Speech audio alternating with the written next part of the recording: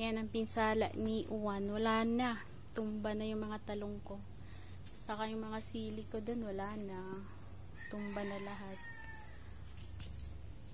Maraming mga saging ditong nabuwal. May mga saging dito. Yan.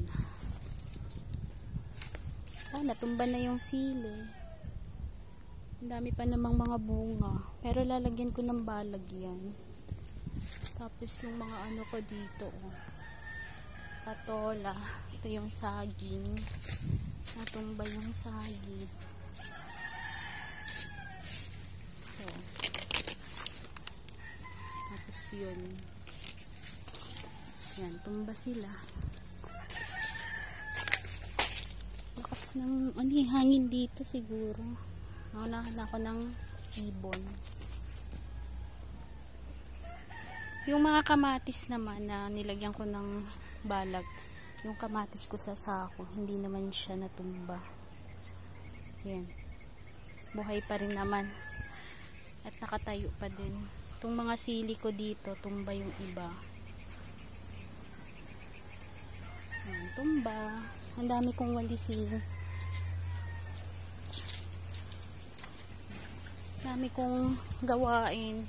Hindi ko alam kung ano yung uumpisahan ko.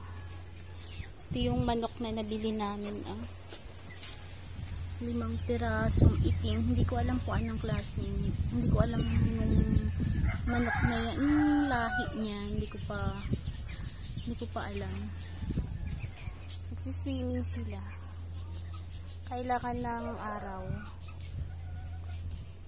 Dito sana sila sa may araw. Dito kasi hindi ko na aarawan.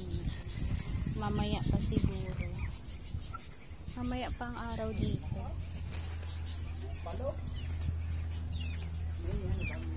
Tapos, nag-itlog kanina yung manok na binili namin. Kagabi lang namin nakuha.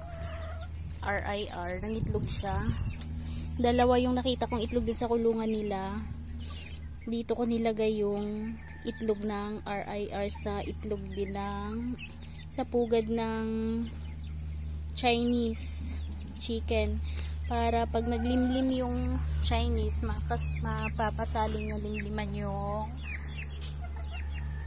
ang itlog ng RIR para dumami yung RIR ko. Ito yung mga sisiyo ng Chinese na yan. Yung kabir na matakaw, malaki. Siguro 4 na kilo na tong kabir na to. Sa sobrang laki niya, hirap na siyang maglakad.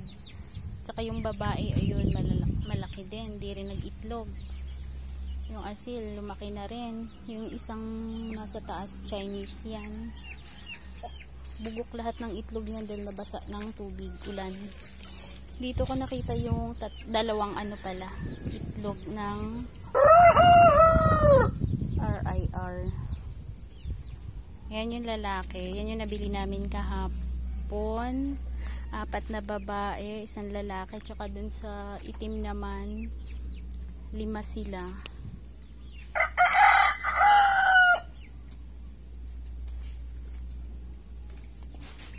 Yan, nilagyan ko ng harang dahil sinusugod ng sinusugod niya itong lalaki na to. Lumalaban din naman. Kasi nagsabong kasi to kanina. Dadagdagan ko pa to mamaya ng pangharang.